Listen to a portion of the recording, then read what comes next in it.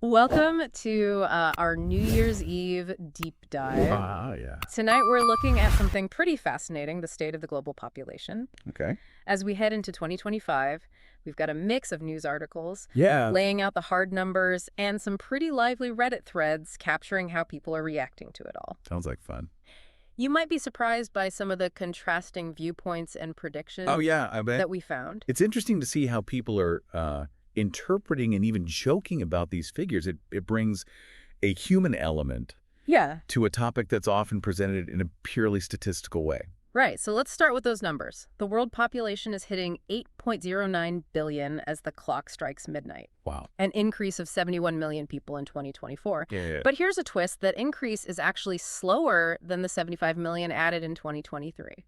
That's a significant detail. It's just a trend of slowing population growth, which Whoa. challenges some common assumptions about runaway population increases. Okay, I'm intrigued. So globally, we see about 4.2 births every second, compared to 2 deaths, but what about here in the U.S.?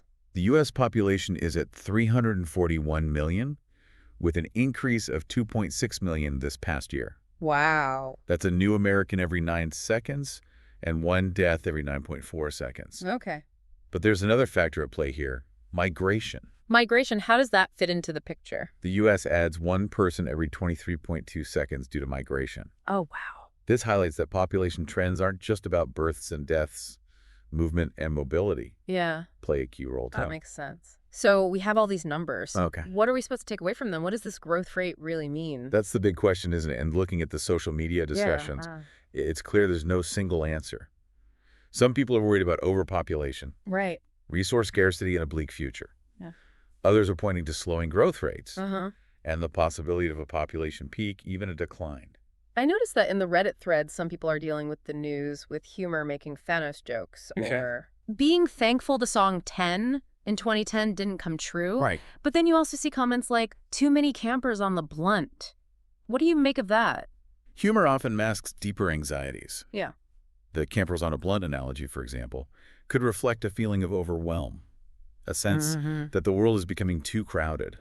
It's a lighthearted way Yeah. of expressing a serious concern. So is this concern about overpopulation a valid one? I mean, we hear a lot about the population bomb fallacy, the idea that predictions of mass starvation Right. due to overpopulation were off the mark. It's true that the dire predictions of Paul Ehrlich's 1968 book, The Population Bomb, Okay. haven't come to pass.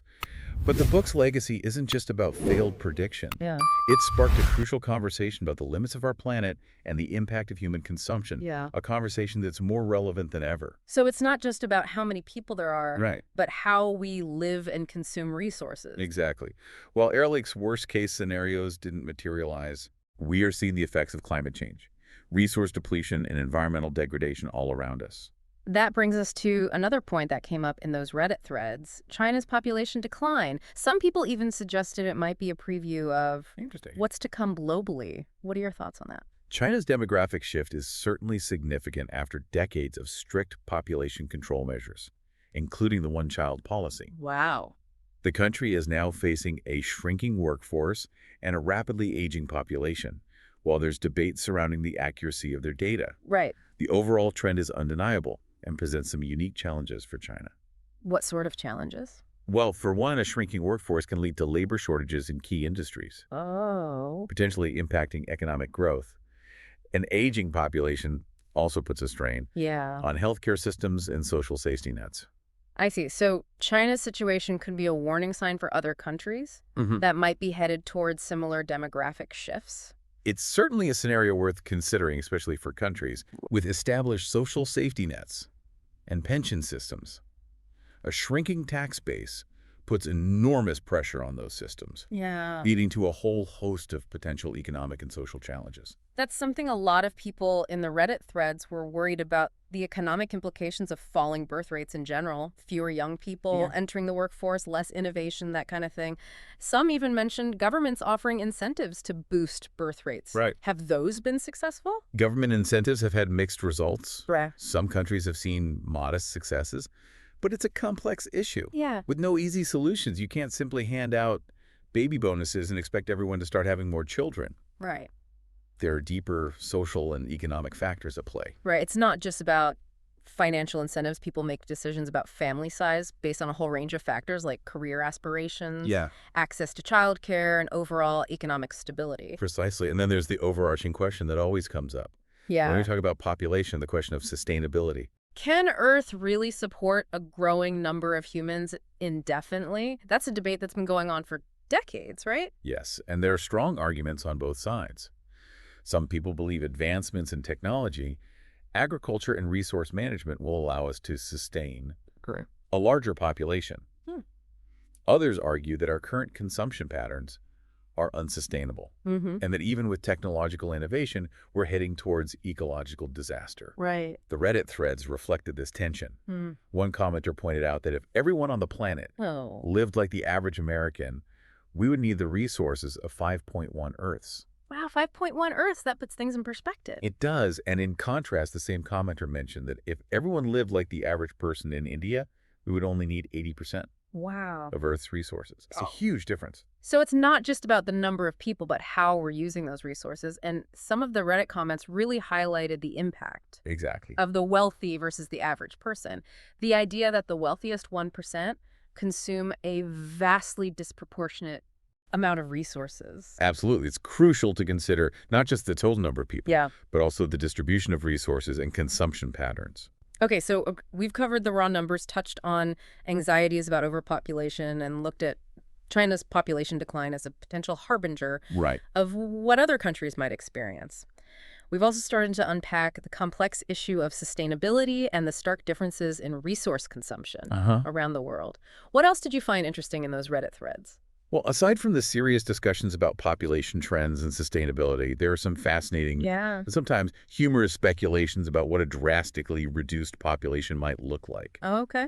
One commenter threw out a hypothetical 90% population reduction, bringing us back to early 1700s levels. Wow, a 90% reduction. Right. That's a pretty dramatic scenario. What would that kind of shift mean for civilization Right. as we know it?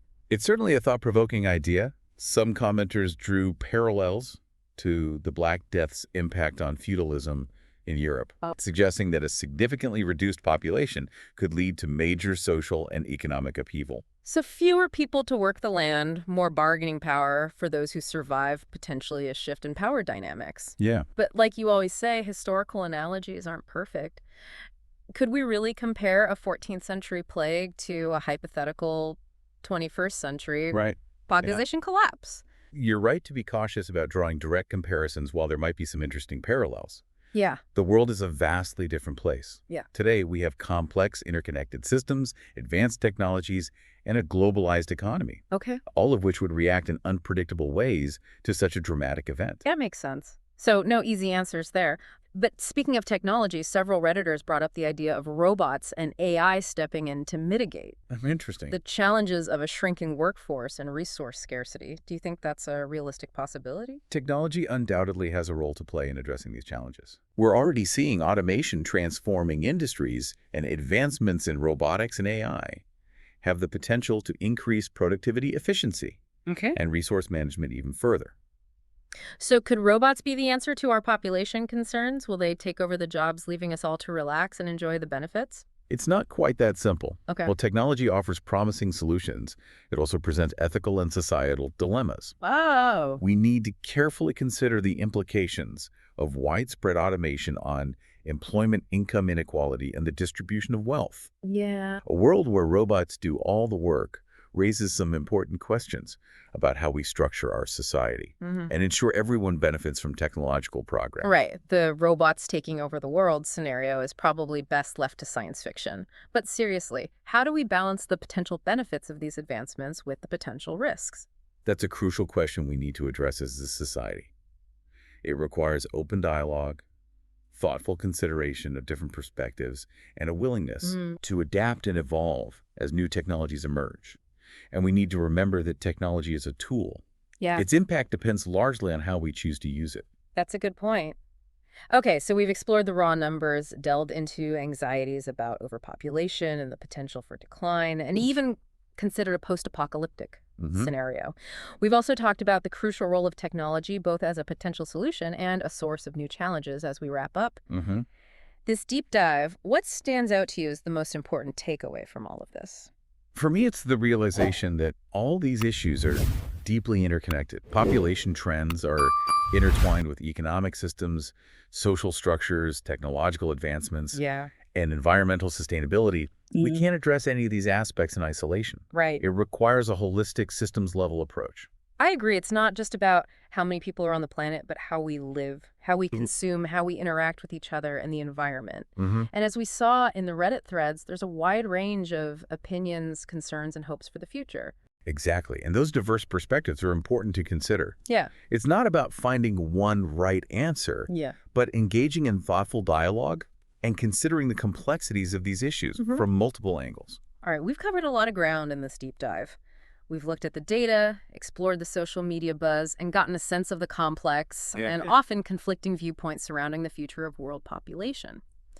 So what does all of this mean for you, our listener? Right. Why should you care about these global population trends? Whether you're preparing for a meeting, trying to understand a field, or simply satisfying your curiosity, Okay. we hope this deep dive has given you some valuable insights and food for thought. Huh. Understanding population trends is key to understanding the world around us, its challenges, its potential, and its future. Absolutely. It's about being informed, engaged, and maybe even a little bit entertained as we navigate these complex global challenges. And as we head into 2025, we encourage you to keep these conversations going. Talk to your friends, family, colleagues. Share what you've learned. Ask questions. Challenge assumptions. I love that keep those minds churning and those dialogues flowing. But before we sign off for the night and ring in the new year, I want to leave you with one final thought, something to ponder as we move forward. Oh, I do love a good cliffhanger. We've talked a lot about the numbers, billions of people on this planet. But what about the quality of life for those 8.09 billion individuals?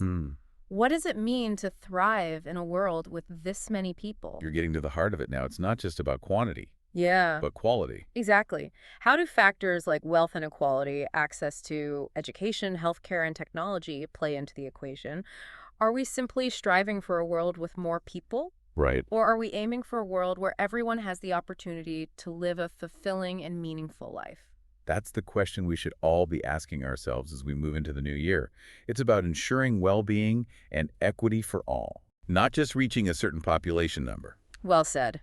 And on that note, we wish you a happy, healthy, and thought-provoking new year. Cheers to a brighter future for all 8.09 billion of us. And remember, folks, this is really just scratching the surface of this topic. What's so fascinating about this is that it's constantly evolving. Yeah, the data is always changing, new technologies are emerging, Right? and our understanding of these complex systems keeps getting deeper. Exactly. It's Well, it's really a moving target yeah. in a lot of ways. Don't let this deep dive be your last exploration into these ideas. Keep reading, keep researching, and keep asking those tough questions. Because ultimately, the future is what we make it. Absolutely. And the more informed and engaged we are, the better equipped we'll be to shape that future for everyone. Couldn't agree more. We hope you enjoyed this New Year's Eve deep dive with us. Here's to a year of knowledge discovery and hopefully a few more laughs along the way. Happy New Year, everyone!